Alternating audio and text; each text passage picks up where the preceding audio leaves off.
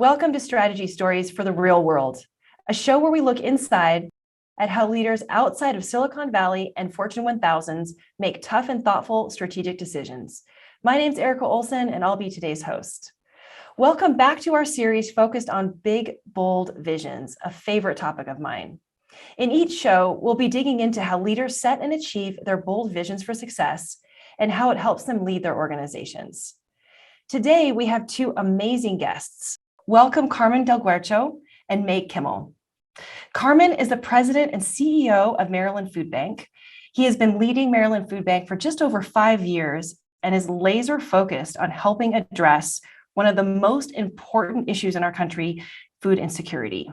Meg is the executive vice president and chief strategy officer for Maryland Food Bank. Over the past 9 years, she has served in a broad range of capacities, but today she leads strategy, fundraising, programs, and marketing. The food bank's impact is felt all across Maryland as they distributed 62 million, yes, 62 million meals in 2021, with 92% of their resources going directly to program services. Just amazing numbers. We are so excited to share Carmen and Meg's learnings and how their vision is helping change the lives of people in Maryland every day. Welcome, Carmen. Welcome, Meg. Thanks for having us. Yeah, thank you. So great. So, let's just jump in. And before we get into the vision conversation, we wanted to just talk a little bit about what's your collective leadership style? How does it feel to be part of Maryland Food Bank? Carmen, I'll pass that to you. Yeah, as you said, I've been here for over 5 years. I think if anybody's going to be in a nonprofit space, in your DNA, somewhere in there has got to be some sort of servant leadership approach. The nature of the work we do, the issues we deal with every day. I think to be an effective leader, you have to have a little bit of that in your DNA. So I think hopefully I bring a little bit of that to the table. I also think I've taken more of a kind of a collaborative consensus building approach. I think also here we're a fairly complex organization with a lot of moving parts. And I'm very fortunate to be surrounded by a very talented senior team, of which Meg is the lead of that. And to not be able to tap into those resources, their points of view and their visions and their ideas, I think would be a miss. So I think there's certainly a component of that is in part of my leadership style as well. Awesome. And Meg, how does it feel to be part of Maryland Food Bank? Yeah, it's a great, timely question. And so I was sharing with a colleague the other day just that it's an incredible time to be working in the anti-hunger space. We are all very mission driven. We all bring skills to these jobs. But the pandemic really shone a spotlight on this issue, and to be part of building the next generation of food banks as we go forward, as we learn and we grow and we evolve, is just straight up a complete honor for me to be part of. And to, just to build on a little bit what Carmen said too, I mean, my philosophy is very similar. I'm only able to do what I do because I have great, talented teams around me. And, one of my most important responsibilities is to, support, coach, mentor other leaders within the food bank. And we spend a lot of time on that. And that's a very high priority for me. And always to be able to learn, evolve, and grow. I mean, if the pandemic taught us one thing, it's agility and flexibility are the keys to success. So I think that's another tool in my toolkit that I've been really using a lot lately. Great. And it just keeps on. We keep on learning how to keep on being more flexible and adaptable, right? For sure. Yeah. So I think, one thing that I want to build on that, if I can, I'm sorry, both Meg and I come from the for-profit space as well. So I think there's some things, especially Meg, you touched upon coaching, and I think that how important that has component that maybe we have experienced in our for-profit careers that I think hopefully have carried over to our role here in the food bank. And so to ensure that we're doing all we can to kind of mentor, coach, and develop our team members as well. I think that's a skill for me anyway. I learned, I think, in that for-profit space that's carried over very effectively into the nonprofit industry. I love that. I love that. There's so much between for-profit and nonprofit that just translates, right? Yeah, absolutely. So since this series is about vision, share with us your big, bold vision. Yeah, I can kick that off because we, coming out of the pandemic, went through what we called a refresh process with our strategic plan at the Maryland Food Bank, working with the team at On Strategy.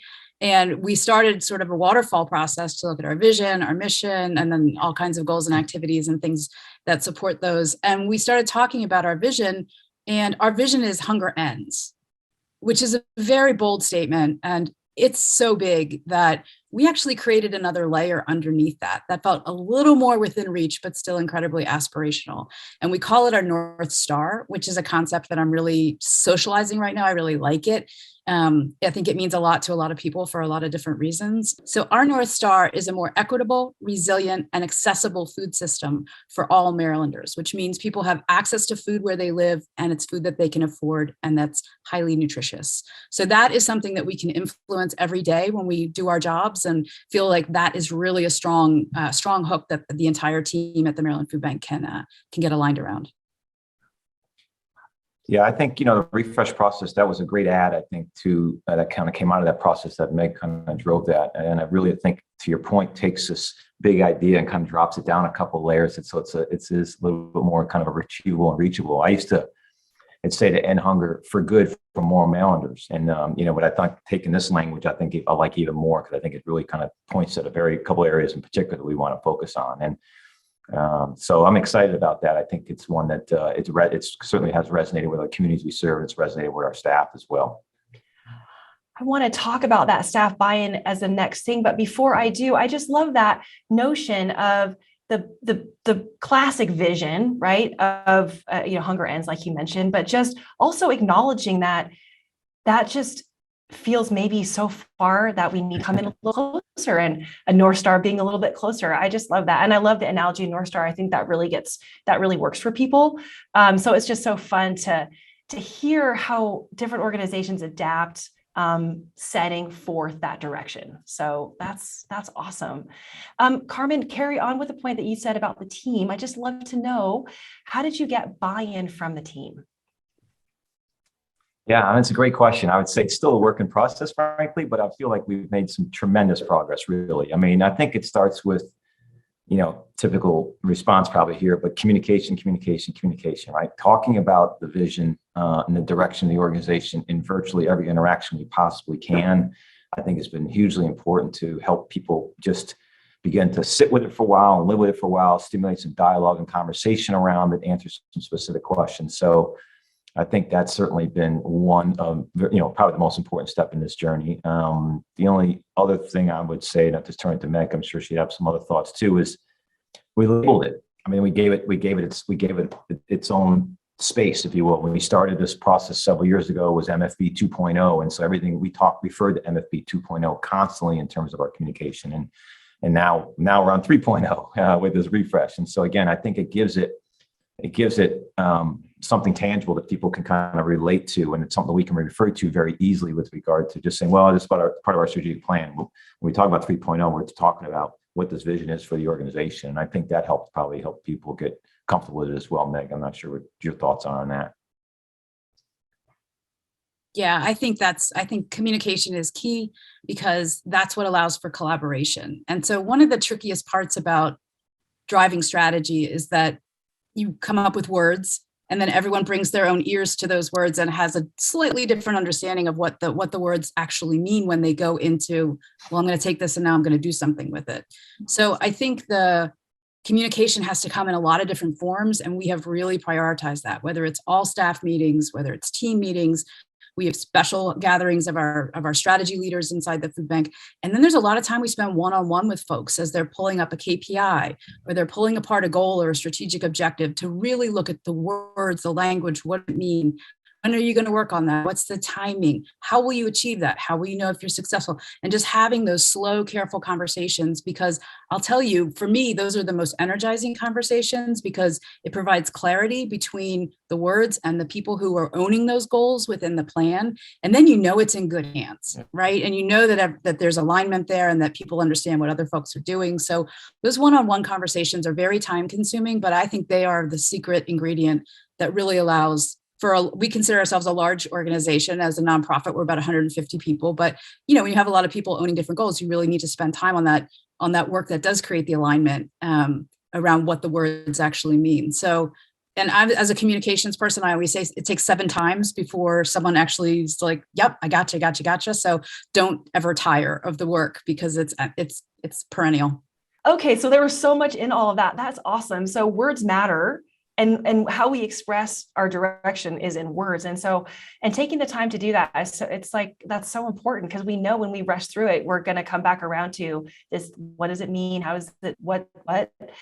And Carmen, I just wanted to ask a clarifying question. So you labeled the phases of your plan, like you're in 3.0 of your iteration of your direction. Is that how you think about it? Yeah, that's kind of how. So, because we really want to create a separation from the food bank of old, right? I mean, we're trying to and promote a new idea, a new vision for the organization. So that was kind of what we used to be, and now this is what we want to be going forward. And I think that was very effective in trying to kind of create a clear delineation about, that's the old food bank. Here's what we're trying to be going forward, and really kind of, again, giving it its own name and its own label, so that people can understand exactly what we're talking about when we say MFB 2.0. We're talking about this new vision for the organization, and just kind of continue to reinforce that mindset. It made it easy to refer back to on a regular basis when we just gave it, we gave it a label.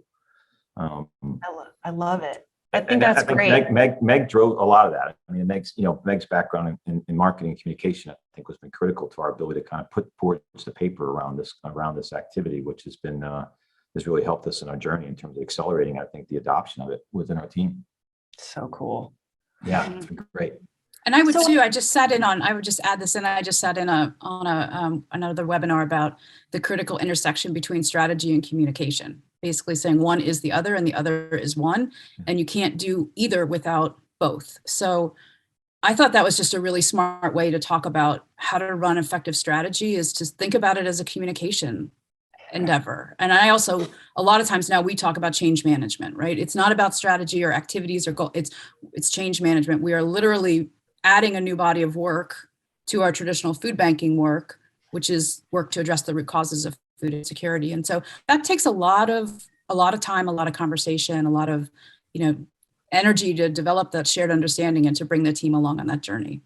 That's right.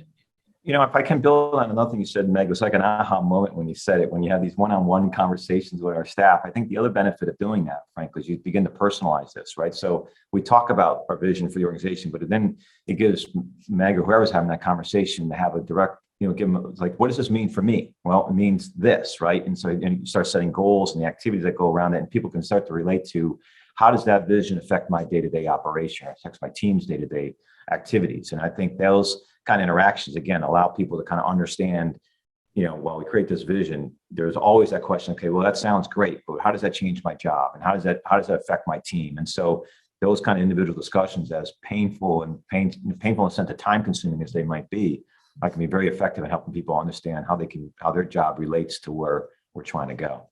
And so I think I know that's been a time-consuming process for you, but I think it's critically effective in terms of our ability to get buy-in.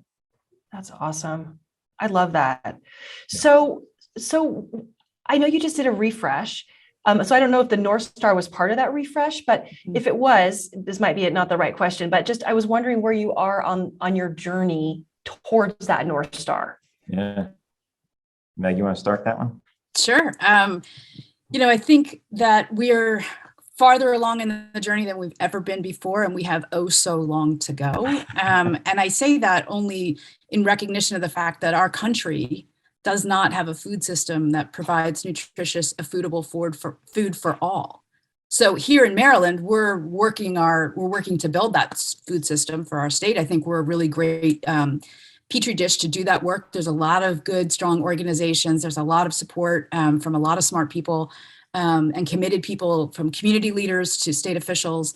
But there's systemic injustice in our food system, and that is something that is bigger than one food bank alone. And so some of the work that we're leaning into is work that has taken centuries to, those systems have taken centuries to build. And so, but again, I was sitting in a meeting this morning with our team members who were working hard to find farmers who grow culturally appropriate food and get that food off the field and into food pantries and onto tables of people who are food insecure.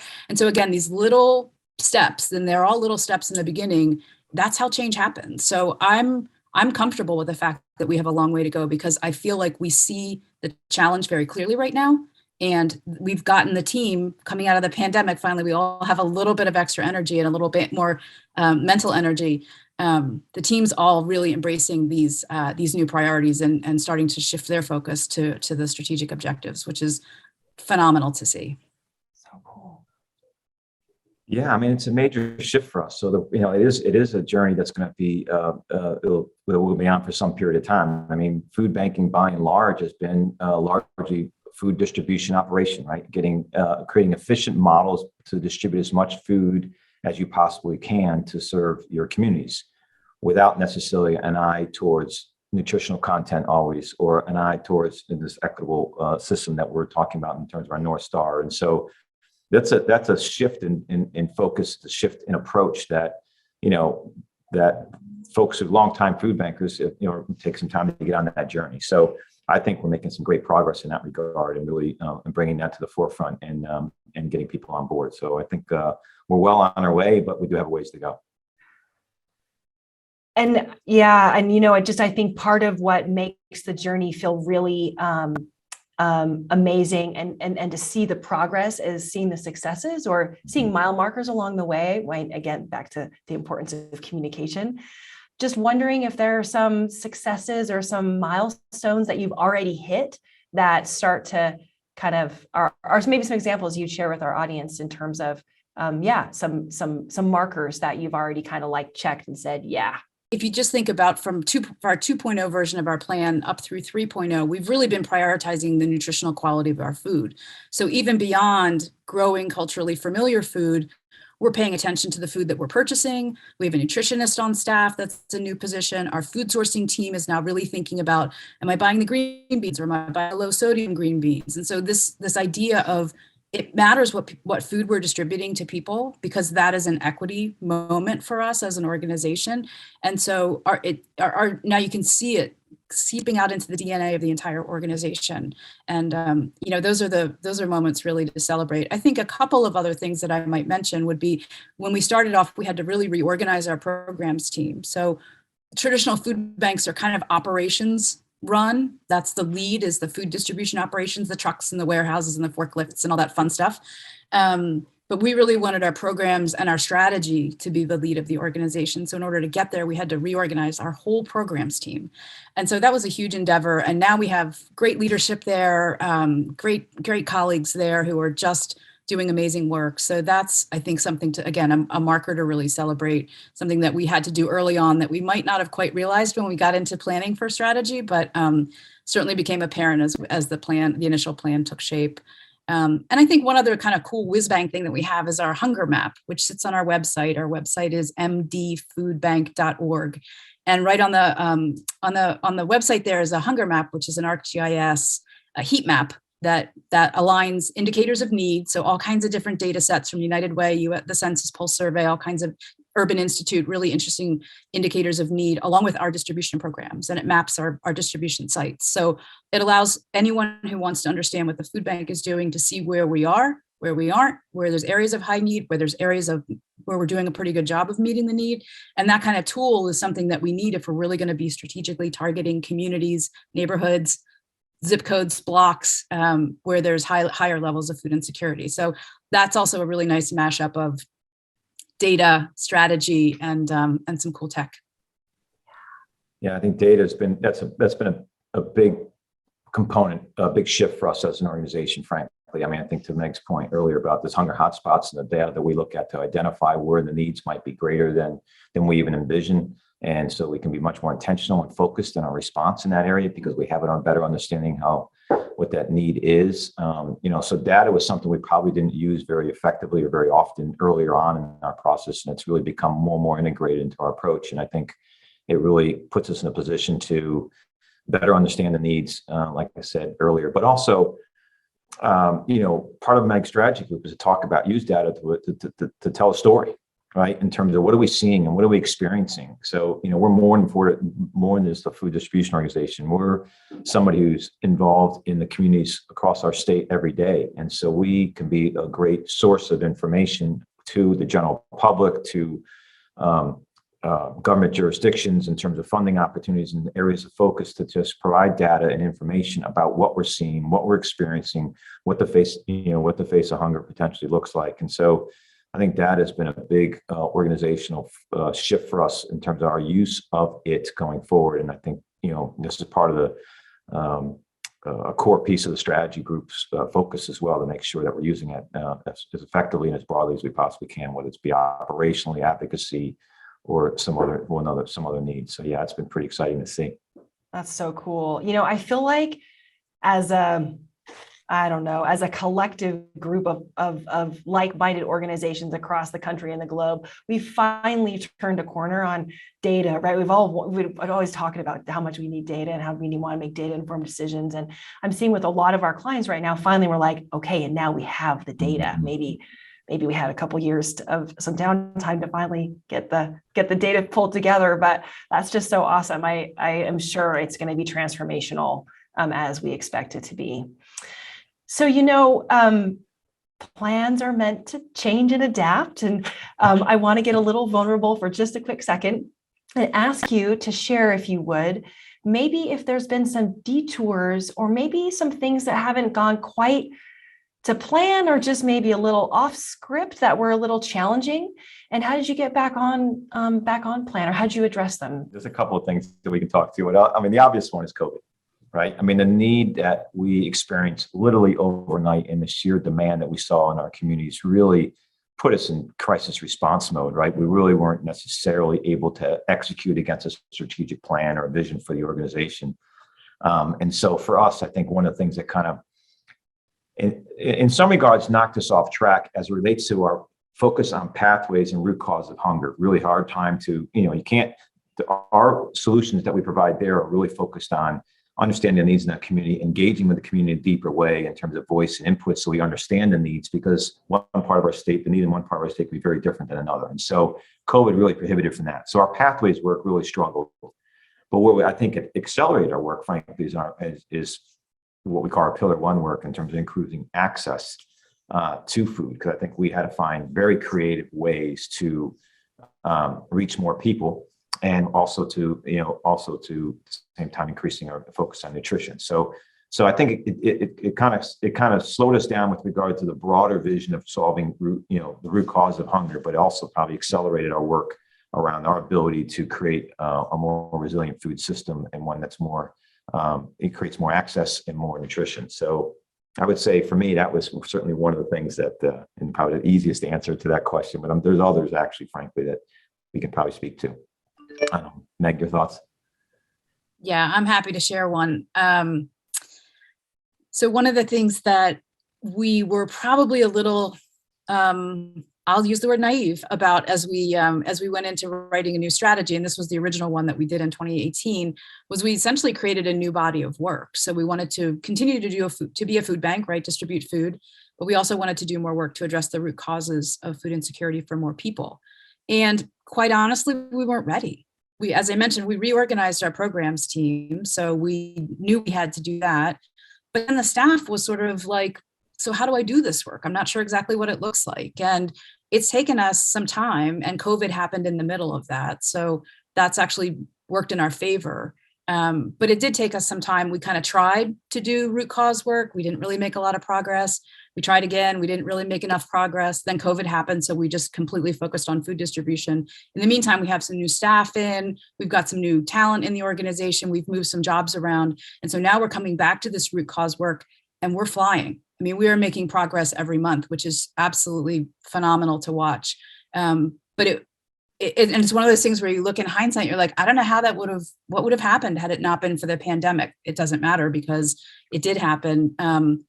But we were that was something that we were unprepared for. And had it not been for, being able to allow our organization to mature during the 2 years of the pandemic and not really focusing on that root cause work as much, and now coming back to it very ready, I'm not sure how we would have, essentially building out a new kind of line of business in a sense. So I'd say that's something to keep an eye on as you write. It's easy to write the words into a strategy and get excited about the ideas because everyone likes new ideas, and that's what makes everything grow and improve. but be very, very clear-eyed about whether you've got the team to do the work, and if not, what the investment would be in order to get you there. Yeah, that is great.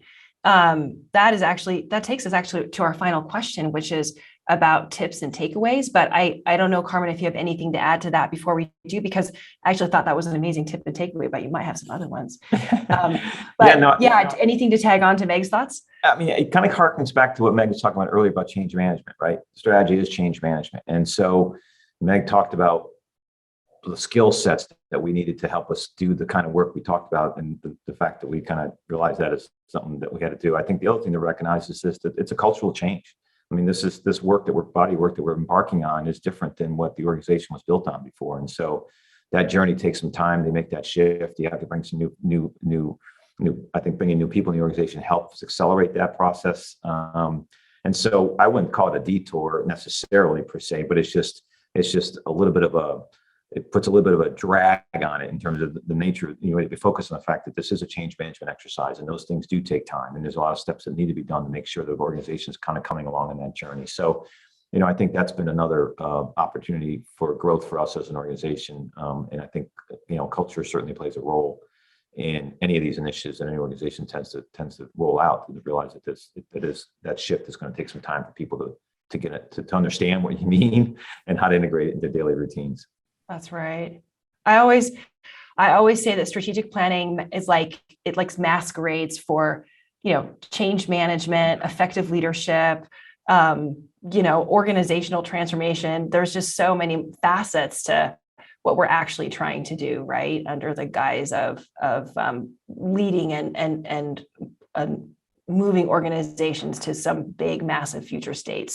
Or North Star in this particular case. So our final question. So our listeners love practical tips, and you have shared, both of you, so many, but just to give you an opportunity, love to know if there's one nugget, gem, tip that you would share that would be the thing related to setting big, bold visions or anything around strategy, but vision would be awesome. So Meg, maybe you want to jump in first?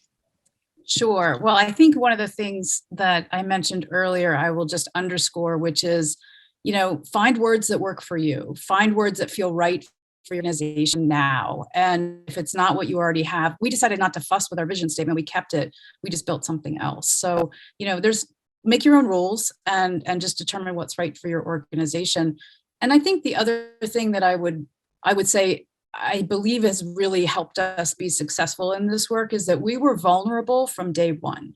We said, we used the famous, everyone has a plan until they get punched in the face. And we're on a 37-step journey and we're on step 4 now. I can't tell you what step 7 is going to be because we're not close enough to it yet to do that.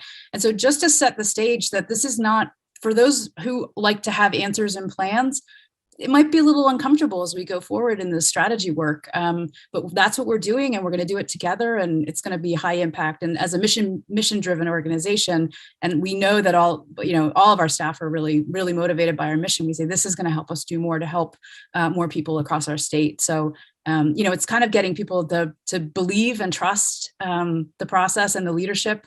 Buy into the strategy and own their parts. But I think starting from a position of vulnerability was, in hindsight, looking back on it, I think was certainly the right way to go, because we didn't have all the answers in the beginning and we still don't. So it's just also freeing to be able to say that out loud to your colleagues.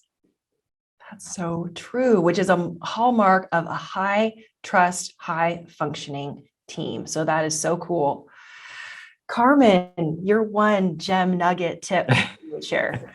I think Meg had a good one there for sure. I like that. I think the other thing I would say is kind of broaden the net.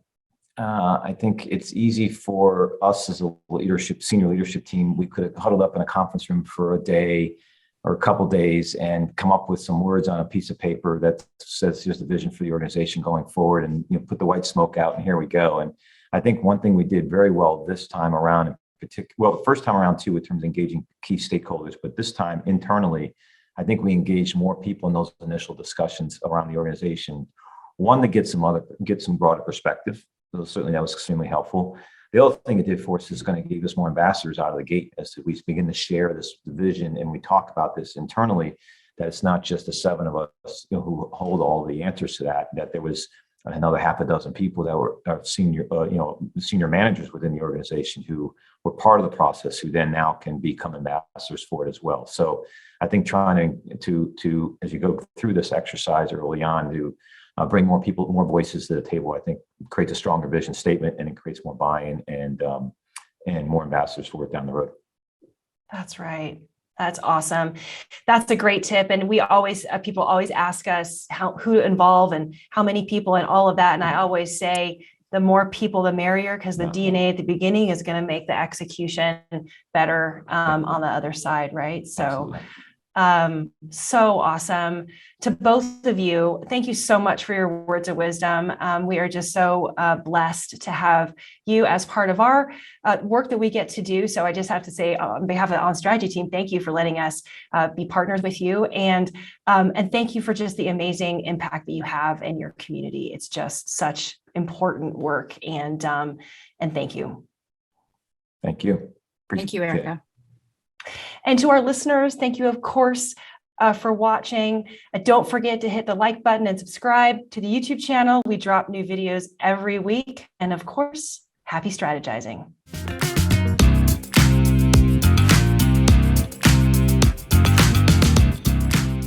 Hey, it's me again. We just heard from Carmen and Meg about the importance of communication in strategy. And the takeaway is strategy is communication, and communication is strategy. So here's a nice way to think about it in terms of your audience, staff, leadership team, board, community. I just put it in this nice 4-part grid just to help us give something to structure. And based on who the audience is, what tools are you using for staff, your one-on-ones, a one-pager of your plan, but also a one-pager of your performance, maybe once a quarter. So cool, so effective. Your all hands meetings, consistency of communication about where you're going and why, and where you are on that journey. For your leadership team, the communication points are your monthlies and your quarterlies, your monthly reviews and your quarterly refreshes. Your board, you can use that one-pager again and your one-page performance report, or you could call that your dashboard. And then something that we don't always do is communicate, maybe if you have a newsletter or in your social channels, to your broader community about how you're doing against your plan and your progress towards your vision. So this is just a nice, cool way to make sure that you're thinking about who you're communicating to, what you're using, and how often you are communicating to those different parts of your organization. And there you have it. Thanks for tuning in, as always. If you like our content, please subscribe. We do drop videos every week. Happy strategizing.